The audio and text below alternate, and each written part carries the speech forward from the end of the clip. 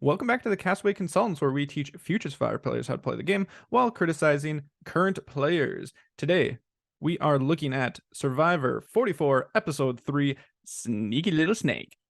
I'm one of your co-hosts, Josh Wessler, joined today by Ryan Stacy and Derek Kubicek. Guys, how's it going? Hello.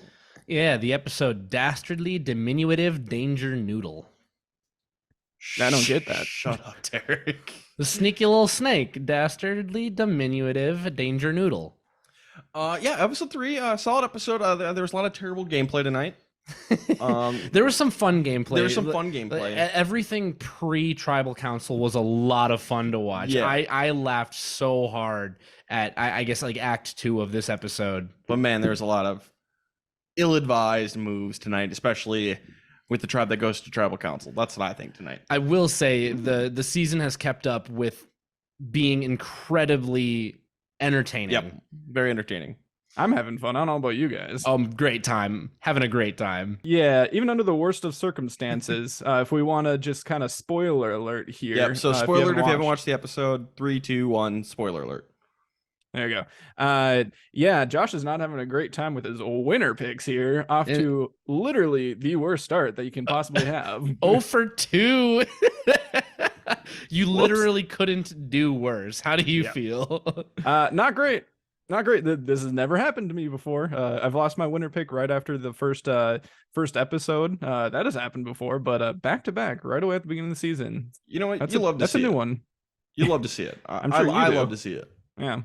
So stay tuned to see who I pick next. Because they'll probably be going out next then. Yeah. And to peek behind the curtain, Josh has always had a little bit of a superiority complex when it comes to making Survivor winner picks in the group, because historically he has done a little bit better, but he's always been able to hold it over us. But this is just making me feel so much better.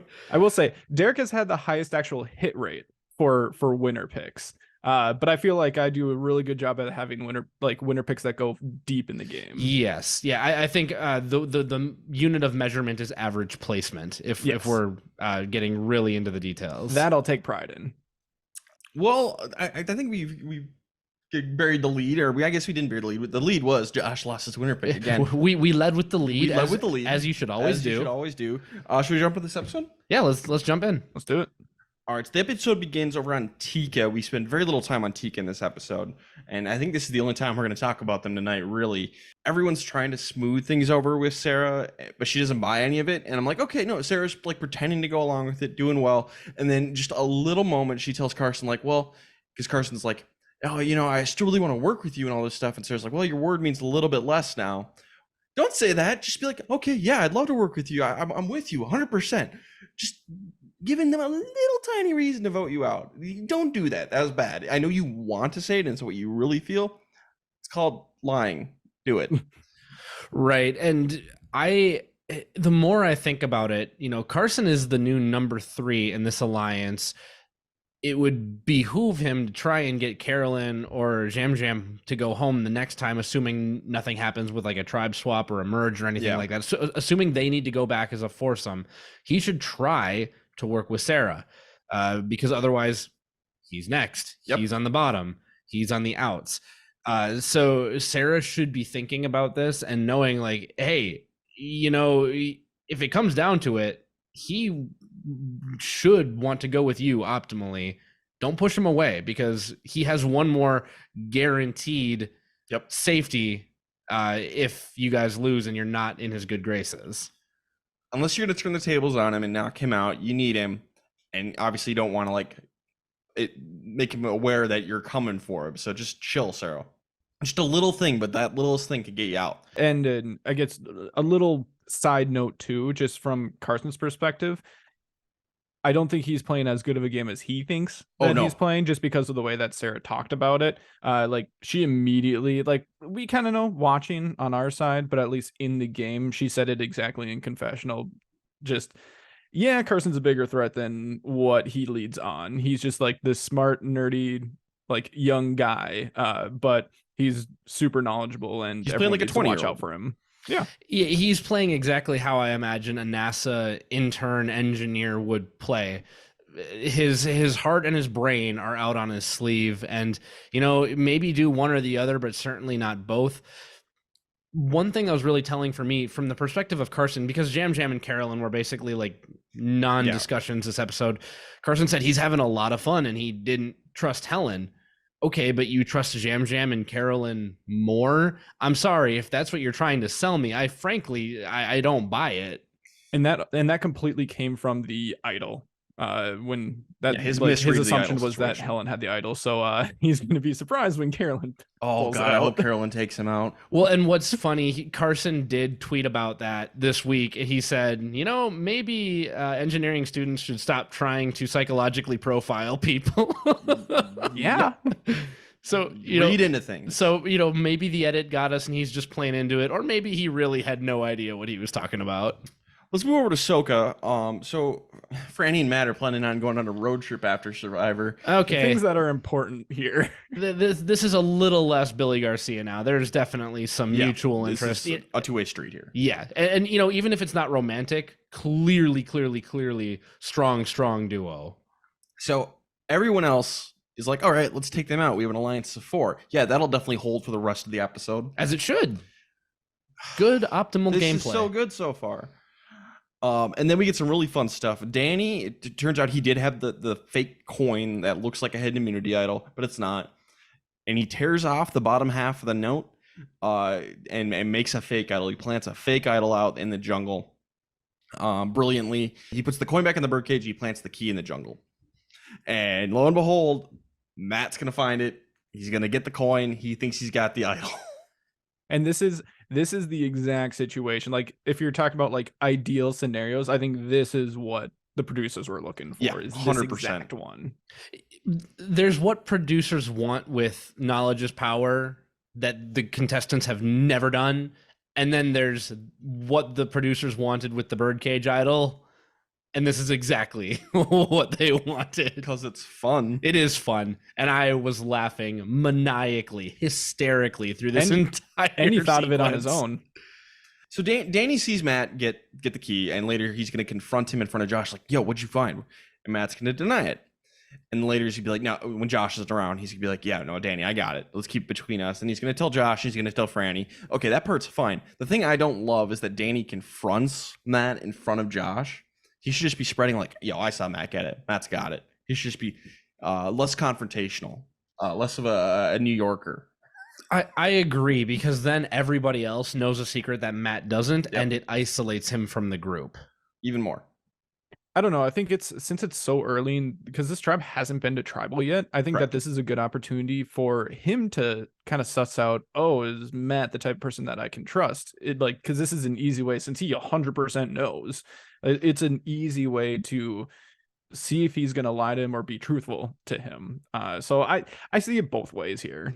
I just don't know why you'd want to be in an alliance with him, because he's in a duo. Like, that's not anyone you should be aligning with. And I don't think his intention is to be in an alliance with him. I think it's just getting to know him as a player more than anything. I almost think it doesn't matter. I think you're better off going the other direction and just throwing Matt under the bus even more and cutting him when you can, because you don't want a duo in the game. Break that crap up. Right, and I really do like that the duo in the game ended up with the fake idol, and Danny knew that the duo ended up with the fake idol. Now you know for sure that you can break them up, and they probably won't scramble as hard to try and flip it because they feel like they have a safety net. There's a lot of reasons to do this more surreptitiously. Be a sneakier little snake. Yes, not sneaky enough for my taste.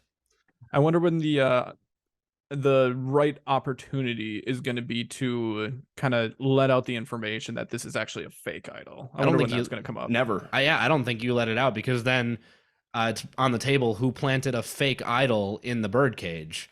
I know. I'm saying like this, like him having the idol could be a detriment at some point, just vote wise. Like if people don't want to go after him because he has the idol, and at some point it's like, oh, like this, it could end up harming your own alliance. But if Danny, the only way to get away with that, Danny has to fess up to finding the real idol. Unless he's played it already, that's not going to happen. That you shouldn't do it. And that's the risk you run. Well, and that's where it does get a little bit more interesting, because later on, again, not to bury the lead of what's going on, they're not going to end up targeting this duo And I think it's in part because they think that Matt has an idol. So as fun as this is, I don't know that it actually helps Danny's game. I mean, Danny got what he wanted tonight, but we'll get into that more. Yes, we'll talk about that more at Tribal. Yeah. But this part was really fun. Also, what's really fun is over on Ratu, we started off with like a Jamie segment, how like she's really positive. She gets Lauren and Kane to eat a worm with her, and everyone seems to really like her, like a real morale boost to the camp. I don't see it at all, but I'm glad they're having fun. That's, you know, the real Jamie are the friends we made along the way. You know, good for them. But she and Matthew, they're forming a bond. They both really like plants. They make a plant-based alliance. Yeah, a vegan alliance. No. It is Plant Lady and Plant Daddy. God, we're going I'm here for it. Alliance, sir. Can we call it the Green Thumb Alliance? The Green Thumb Alliance is much better. I hate what they name it. I hate it. Okay, informally for you, Ryan, we won't say the word daddy. Yeah, I don't. I have to edit this. I don't want to repeatedly hear it. Cut that out. It's the barf. So it could be plant parents. The plant's parent. Plant's parenthood. Oh no. Yeah, the plant parents. Anyway, so we get a great moment where they're like, looking for more worms or something out by I don't know if it was Tree Mill or the water well. Water well. Yeah. And Matthew points out like, there's some mud. Maybe there's worms there. And she bends down and finds a hidden immunity idol. And then we get a flashback and the reveal is Matthew actually found the hidden immunity idol a couple of days ago and hid the fake one. He made a fake one, hid it here. And the whole thing was a ruse to get Jamie to find it. And they form a bond over it. They have an alliance. And Matthew's like, I could use this. I could cut her, whatever is more beneficial to me. But I got her in my pocket. We got the Green Thumb Alliance happening, the plant's parents. Man, oh man, this is a much better way to do this for Matthew. If you're going to do the fake idol route, this is much better. Apparently, you can lead a Jamie to water. Dumb. Okay. I was actually upset about this for like half a second because I'm like, are you serious? They made it that easy to find when they put it back into the game. What is going on? And then with the reveal, I'm like, you got me. Someone's a sneaky little snake. Sneaky little snake. So yeah, that was really fun. Like I said, all this was super fun. Immunity challenge time. Jeff really makes a meal, and it turns out it's important because on Soka they get to sit two people out, and one of them is Claire. And Claire sat out of all three immunity challenges so far.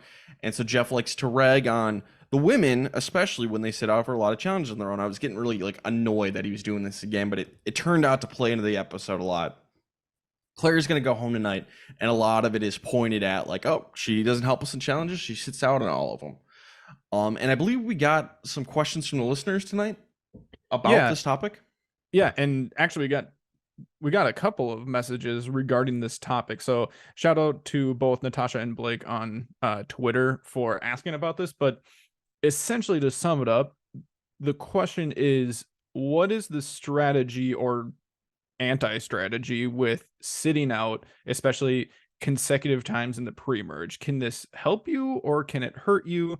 You know, we've seen people like Sandra where this has actually worked out for them in the past, but you know, that could just be an outlier. So what's just the general strategy for this? Yeah, Sandra's just in general an outlier. Just in general. You're saying not everybody has won Survivor twice? Yeah.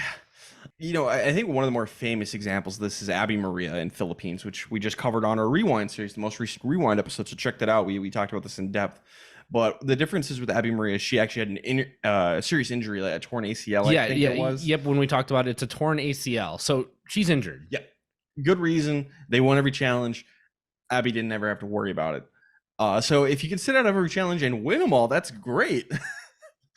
But when you actually have to compete, yeah, you know, if you sat out maybe like one or two in a row, maybe let's say two in a row, if you've sat out for two, I would say throw yourself in. Because especially if it's a really hard challenge, other players might resent you.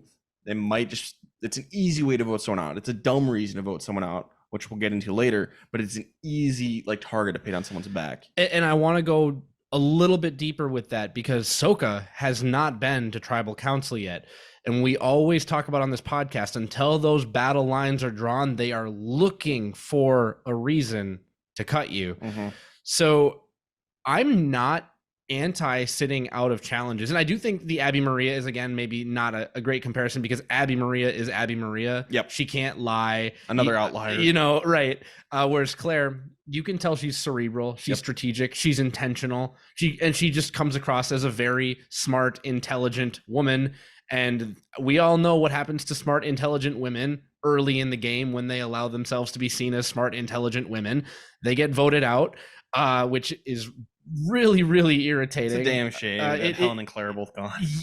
I am so, and I'm not talking down to the other contestants. It's just they are two more in an observable trend. But for Claire, sitting out all 3 times when these battle lines haven't been drawn yet, in hindsight, that can be construed as a very big mistake. So if you find yourself in that situation, like Ryan said, maybe 2, certainly not 3. Yeah. Get those battle lines tested and don't give people another reason to axe you. Yeah, I think the magic number here is 3. But it's almost like you have to look at it differently if you've even been in this situation where you haven't been to tribal yet. If you haven't been to tribal yet, just put yourself in 1. It does not matter.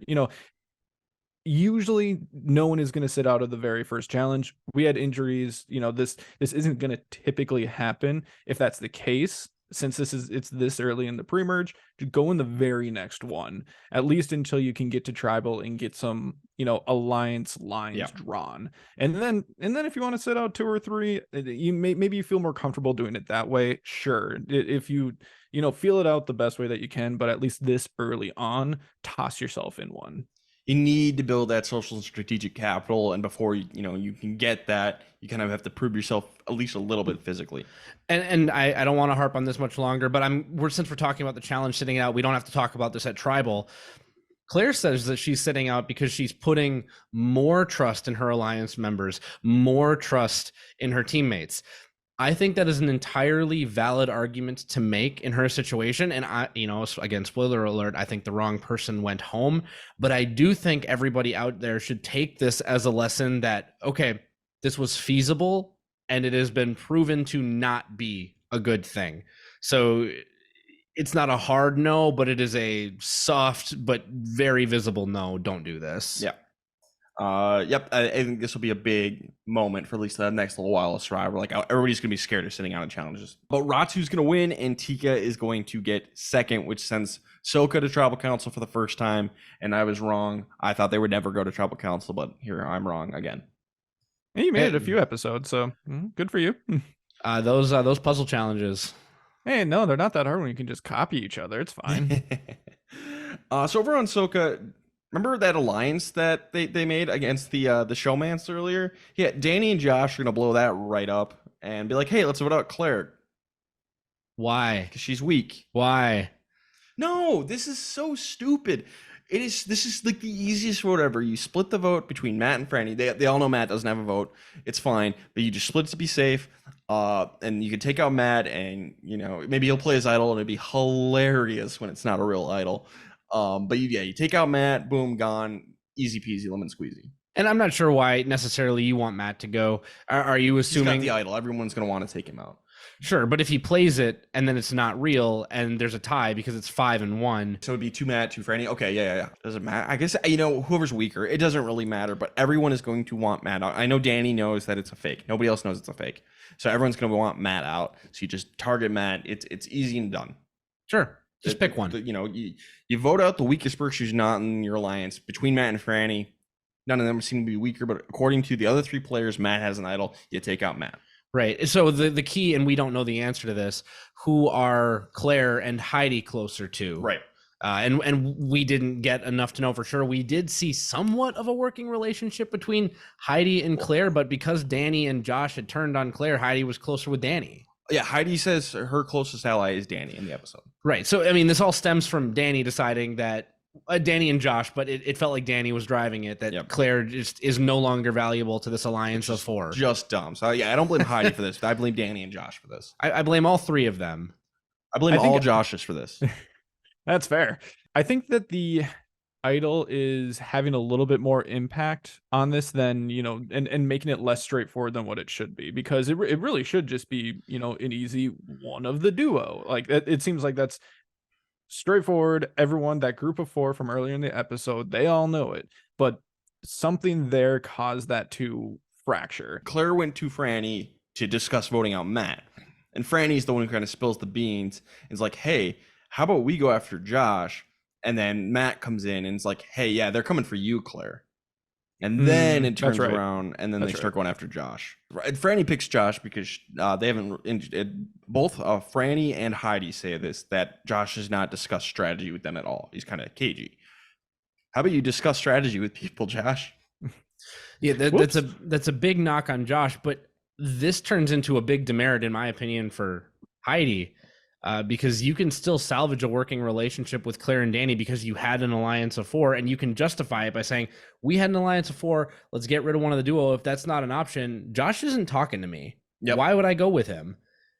And the answer is because Danny wants to keep Josh, and her closest ally is Danny. Yeah, and I know that's exactly why, but I don't think that Heidi should let Danny boss her around like that. She needs to assert herself. This is a little bit of a charisma situation. I feel like if she does that, that puts a target on her back. I feel like it's a little too early for that. A bigger target than Claire not sitting out of, or not participating in challenges, and Matt and Franny being in a showmance? Absolutely not, because it sounds to me like she might end up being third on an alliance of Danny, Josh, and her. So, I mean, again, I think this is all moot, because the correct answer is Matt and Franny. Yes, you're absolutely right. But we have to discuss the options that they're giving us on the table. But that does not supersede that one of the showmans should be going home. So basically, Heidi is the swing vote. It is Matt and Franny. Matt doesn't have a vote, so it's really Franny and Claire versus Danny and Josh. Heidi's in the middle. So Heidi, both sides are kind of pulling at Heidi, and she's kind of leaning towards staying with Danny, and she's eventually going to, just because she's closest with Danny out of everybody. I don't really blame Heidi for being in this situation. It's really Danny and Josh's fault. This whole thing is dumb. But yeah, I'm wondering, like, what is the right move for Heidi? We're here now. We're dropping where Heidi's at. What is the right move? Oh, I think that's an easy answer. I think please hit me. I think she made the right move with going here. Like, you have to go with, regardless of if you're Danny's number 1, you think that Danny is your number 1. You have to do that one. Otherwise, you're going to find yourself on the bottom of a group of 3, group of 4, whatever it might be. At least now you think that you're with your closest ally, and you know that you're voting against a group that is down a vote with Matt. Yep. So, you know, as long as there's no shenanigans that go on with Shot in the Dark, it should be a slam dunk. I think I agree with Josh. I don't know that I do. I think these pre-merges, weirdly enough, are becoming more and more important because Survivor keeps pushing the climax of the season back further and further to, 6 people left, 7 people left, 8 people left. You need to be in a position to win pretty early on in the merge nowadays, and you're puffing Danny up at this point, and you could be knocking him down a peg while still strengthening, again, the core of that alliance by going after someone like Josh. I think that she probably did the wrong thing here because she said herself that Josh is a little bit cagey. She never said that about Claire. So I think she probably made the wrong move based on what we heard about their social relationships. I just think that's too early to be like that. I think I would argue against kind of posturing Danny up there, just because we've seen over the last, any of these seasons in the new era that there are tons of good, if not great players who just peak too early and who get voted out post merge, like 7, 8, 6 area. It's going to be Danny. And that seems like where Danny, if the Danny steam rolls because of this vote, if it goes too far, that's where he's going to end up landing. Now, Danny's going to want to pull that back a little bit so he actually has a chance of winning the game, but that's where he could end up landing. So we're going to get to Tribal Council. Claire is eventually going to ask, like, hey, Heidi, have you changed your mind at all? Are you still where you're going to be? And Heidi's like, yeah, I'm kind of where I was going to be. So Claire interprets that like, yeah, she's coming for me. I'm going to play my shot in the dark. She ends up being not safe. And Matt can't vote. 4 votes for Claire, 0 other votes. Yeah, I think we're all on the same page here. It was the wrong move. It should have been a Matt Franny split. Yeah, I guess Josh hasn't said explicitly that he's against the showmance yet. So I'm curious. I'm against the showmance, obviously. I ultimately I said that this was the right move, but that's because I wasn't looking at it from that same lens. Like, it seems obvious to me that yes, someone in the showman should be going, but I was almost looking at like the next step of are we going for Josh or are we going for Claire? Okay. And that's kind of where I was judging it. So I said that it was the right move because I thought that they went the right way. Let's move to that next step. I'll say between those two, I think the right person went home. And yeah, we already know where I stand. I say probably the wrong person went home based on those two, but regardless, the wrong person went home for me. Yes, wrong person went home. Let's go to Twitter. Every week we ask on Twitter, what do they think? What did Twitter have to say tonight? Yeah, and this was a close one. 53% of people said that no, the right person did not go home tonight. Twitter got it right. Good for Twitter. Close, but they got it right. And then I did want to bring up, just because this has bugged me and you guys actually talked about it a little bit, but we've seen a lot of, and not even a lot, like an overwhelming majority of like these really early votes in the new era being predominantly women. Yep. And I would like to hear your guys' thoughts on whether or not this makes sense. But with the amount of like lost votes out there and just different advantages that are throwing around, I think that Survivor should go back to 2 tribes for now. Especially if they're going to have these types of advantages where there's so many lost votes going on. When you have 6 or 5 tribe members, that's when you don't want to give up all like the big, strong, athletic guys. That makes sense. Yeah, let's do it. You know, if we want to do another like advantage heavy season like this, let's try a 2-tribe one, see what happens. I'm down. I mean, I want to go back to no advantages, 2 tribes kind of period, or 3 tribes with like no advantages, just because I think that as a season coming up would throw such a big wrench into any modern player cast. So Josh, I do agree. I think that would be a fun way to counteract all of this voting tampering, or this vote tampering. All right, let's get into best and worst player of the episode. Josh, why don't you kick us off? Who do you have for best player of the episode? I know you're not going to like this. I'm going Danny. I don't like it. I know you don't. I didn't think that it was as bad of a situation because Danny has 2 people that he's very close with, it seems like, with Josh and Heidi. And in that group of 3 now, especially with Matt not having a vote, and he knows that Matt's idol is not real. And I think that is a really good setup for him going forward. Yes, it's not the group of 4 that was seen early in the episode, but I have a feeling that they knew that wasn't a long-term group of 4 anyways. And then, you know, regardless of if you think that it was good or bad for him to confront Matt the way that he did about the fake idol, it exposed Matt in front of Josh. You now know how Matt might play the game. I think that there's just a lot of information that he gained from that situation.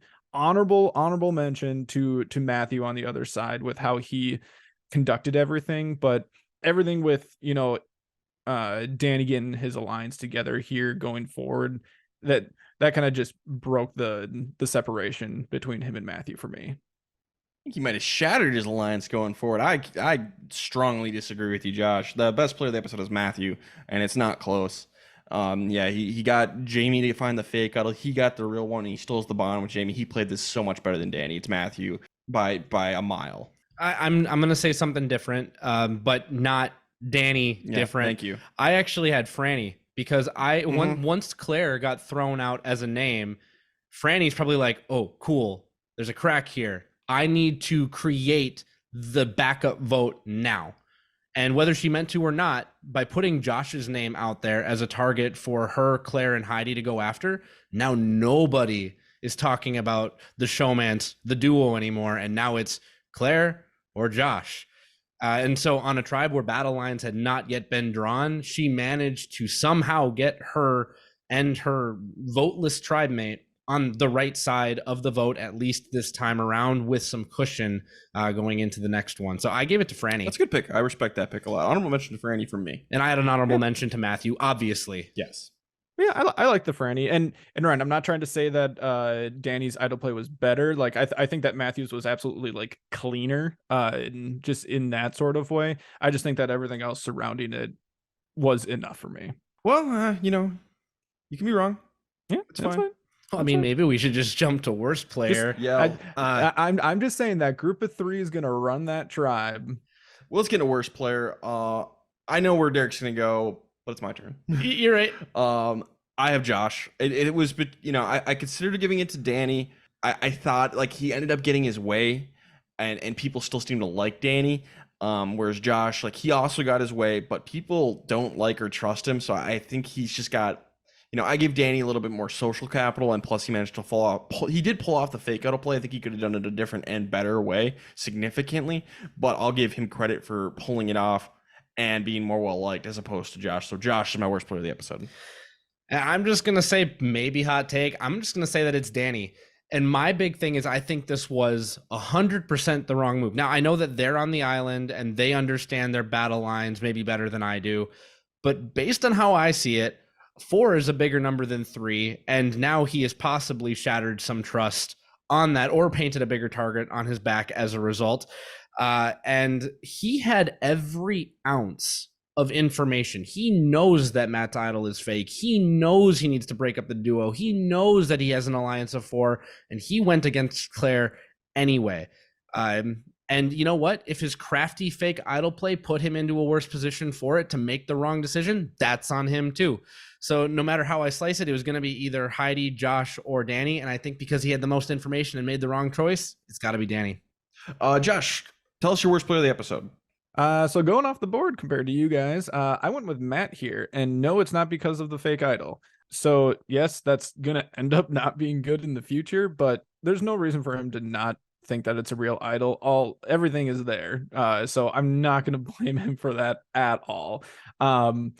It's continuing to be really out there with at least the showmancer duo, whatever you want to call it.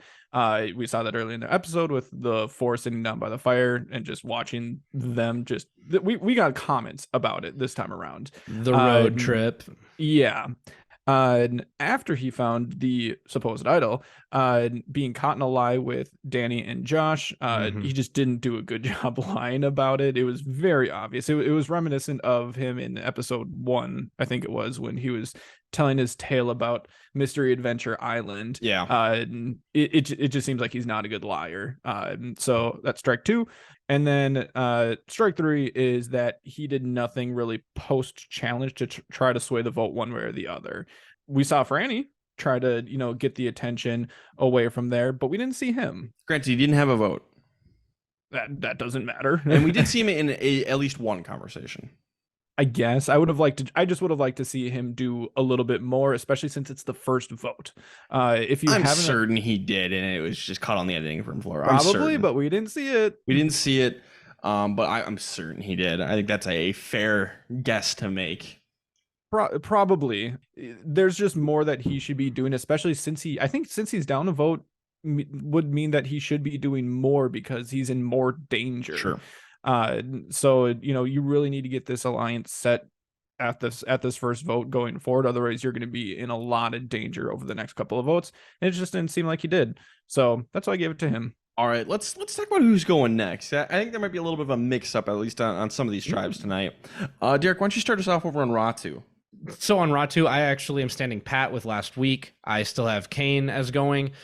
He got positive airtime this week, but we also didn't get to see Ratu basically at all. So I'm assuming no movement and sticking with Kane. Josh? Yeah, just since we didn't really see a whole lot, and it's tricky because she found a supposed idol. But I'm staying pat as well with Jamie. I think that's just going to be an easy move to, I don't think between her and Matt, I don't think they're really going to let that loose, that she has an idol. And whether she doesn't play it or plays it and it ends up being fake, I think that she might be going home. I think it's going to move over to Kane because last time I believe I had Brandon, and now I think it'll be Matthew, Jamie, and Brandon, and they'll bring in Lauren and come together to take out Kane. So I think Kane. As long as we're on Ratu, though, what a winner's edit if Kane pulls this out and he's sang the Canadian national anthem on an American television show and wins. All right, let's move over to Soka. Josh, who is going next on Soka? I'm actually switching this because of the fake idol. Last week I had Matt.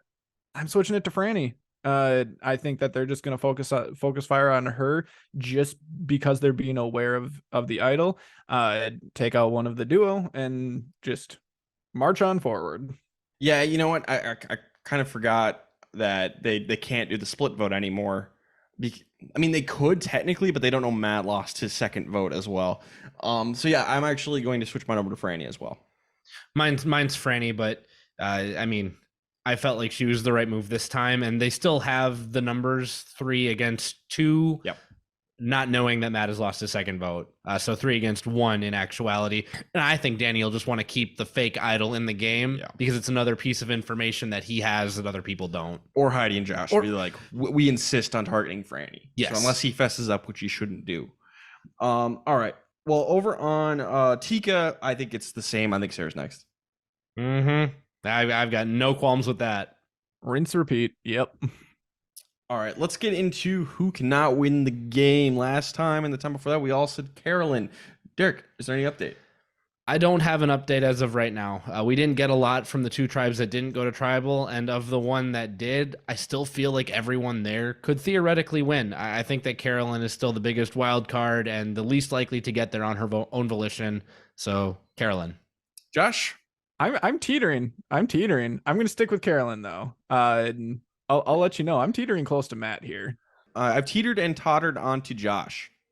I don't think Josh can win this game. Carolyn is at least seemingly very well liked by her tribe. I think Josh is really the only person so far that people have said they don't really like a whole lot. And that might be more of a trust thing, but that's where I'm at. I always look at like who's like the least liked person, and that seems to be Josh at this point. And I will say Josh was my second place at this point when I was doing my small rank down at who can't win. I figured that Heidi saying she didn't have a working relationship with him wasn't quite enough. All right. Let's talk about the survivor pool. Derek, bye-bye. That's all right. I'll just hang over here with my original winner pick. That's fine. But we're going to play the survivor pool. Josh. Hello. So who did you have this last episode? Because so far I've had Lauren and Carolyn, and I'm still alive. Yeah. So for tonight's episode, you had Carolyn and I had Jam Jam. Okay. So who is you're gonna be your next pick? Reminder: we cannot pick the people we've already picked. So Josh, you got to pick someone new. Who are you going with tonight? Yeah, I think he's in a real solid spot now that they had their first vote, and he's got an idol. I'm going Danny. Okay. I was thinking along similar lines, but I went with Matthew instead. Yeah, I think that's solid options there. At least at this point, I thought Danny shook up his tribe enough where it could potentially blow up in his face next week, where I think that's less likely with Matthew. So that's why. Okay, yeah, it's definitely possible. And both of us lost someone who we had not picked yet with Claire. So that list is just going to keep on shrinking. You love to see it. All right, last thing we got to talk about tonight. Josh, you lost your winner pick again. What? Did I? Claire's out. You need someone new. So who are you moving to? Are you going to join Derek and I over on Yam Yam's tribe? No, I'm not going to. I think it's a solid option. Don't get me wrong. I think it's a solid option. But I think I'm just going to keep like doubling and tripling down on the things that you guys don't like. I'm going Danny here. Oh my God. Have fun with 8th place, bro. I don't know. You know what? Danny is mini Tony Vlachos. Nobody can play the Tony game except Tony. Yeah, you just said mini Tony Vlachos. You need a fully fledged Tony Vlachos. It's gonna work. It didn't work with War Dog. It didn't work with Joe Mena. Yeah, it didn't. Yeah, the mini Tony Vlachos does not work. This is a terrible pick. It's a new era, guys. Come on. Is that the worst pick he could have picked? No. I think like Josh would have been worse. I think Matt I was debating. I almost picked Josh too, just because. Matt's similar. Carolyn maybe, but Carolyn's getting a good edit. Yeah, at least Karen's. I think that's a bottom 3 pick, Josh. I think if you're going for the win, that is a horrible pick. Yep. I can't wait for you to be on your 4th winner pick, and you know what? I can't wait for me to be wrong either. This could go either way. No, we're gonna win. I could see it happen. He could absolutely go home this next episode. Like you said, he shook some stuff up. It could come back to bite him this next episode, and I can go back to back on dead winner picks. I will never let you live this down. But he could win. You know what, Josh? You're swinging for the fences, but you know the almighty Casey struck out. I think you need to maybe watch this pitch. Yeah, Josh. You can swing for the fences all day long, but you should like actually try and hit the ball. Was that movie? I'm actually just trying to have a perfect season here, and get the wrong person every single episode. The old get every SAT question wrong just to prove you knew it. Just to prove I knew it the entire time.